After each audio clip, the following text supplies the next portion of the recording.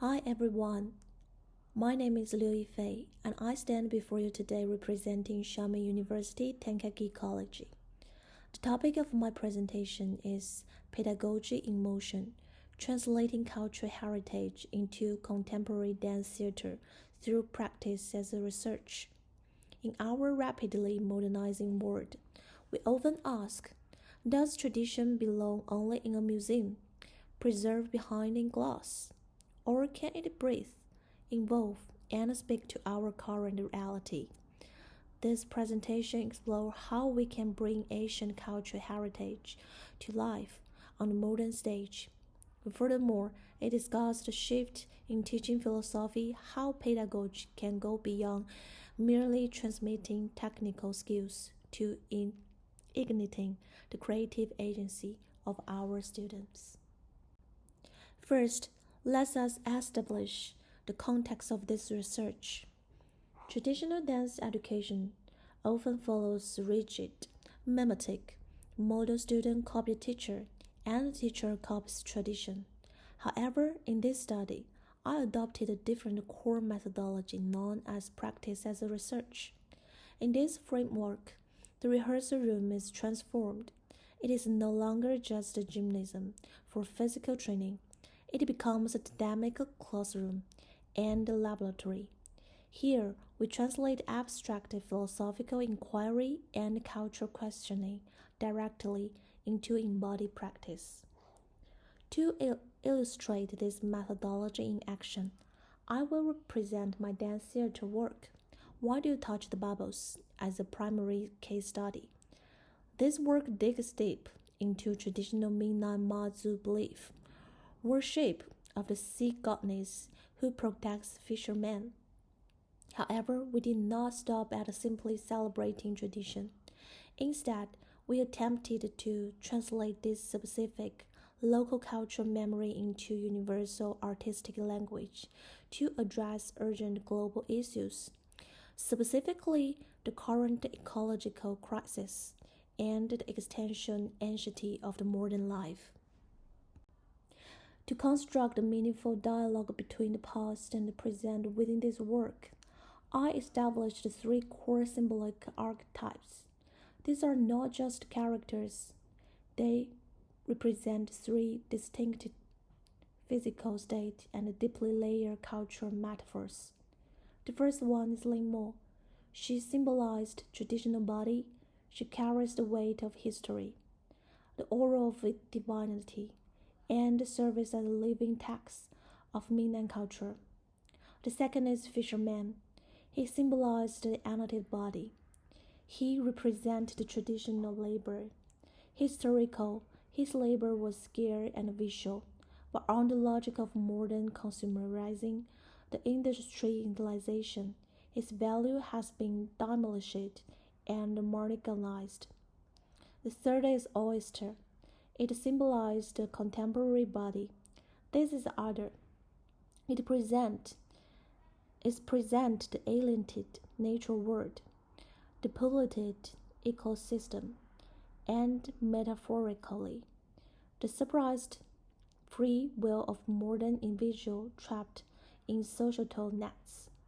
In the following slide, I will guide you through the detailed construction process of these three pivotal figures.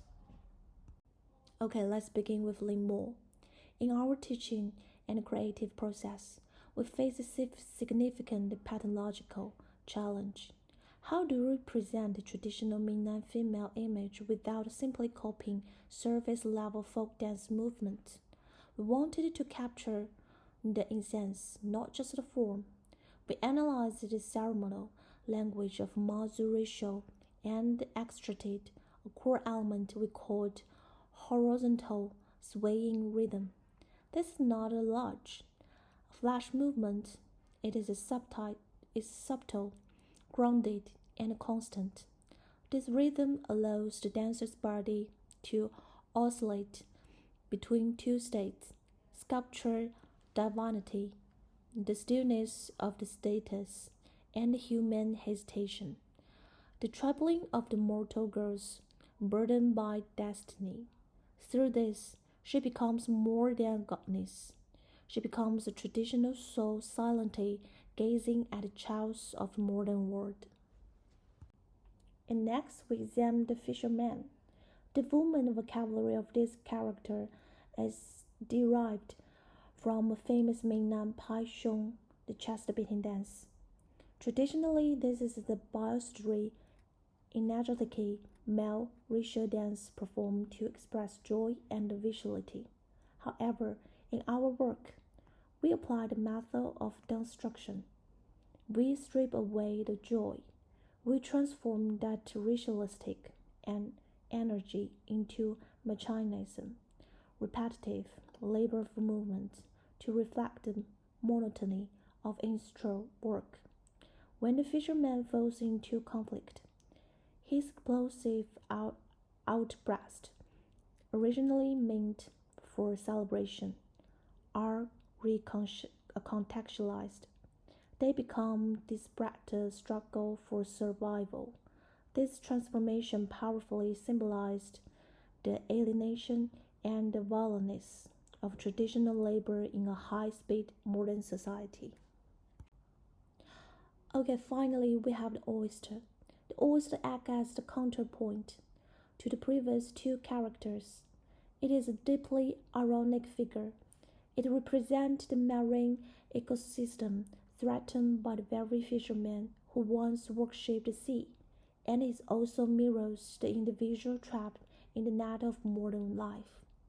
For the movement design, we stepped away from folk traditions and utilized purely contemporary dance vocabulary. The dancers perform spasmodic, constructed, and breathless movement to express visceral pain of captivity. A key movement metaphor we develop is fishing on the shore. This is an absurd action, fishing where there is no water, which sterilizes humanity's arrogant and often futile manipulation of nature. The narrative arc culminates when these three bodies collide on the stage in a sequence titled The Struggle for the Night. This is the visual and emotional climax of the play. It is not merely a dramatic plot point, it is a visual metaphor. We see the bodies representing tradition, Limor and the fisherman, desperately attempting to capture and culture the body representing the contemporary, like the oyster. It raises a difficult question. Is tradition trying to save modernity, or is it suffocating it? This scene represents a violent, unresolved negotiation between the past and the present, divinity and humanity, nature and industry. Now, bring this back to our main theme of pedagogy in motion. How does this facilitate learning? In this process, the role of the student dancers undergoes the fundamental shift. They are no longer passive executor waiting for the choreographer's instruction. They become co-creators and active research. We utilize improvisation as our primary pedagogy tool. For example, during rehearsal, I posed a specific task. Show me how two traditional bodies would try to capture a contemporary body. I did not tell them how to move.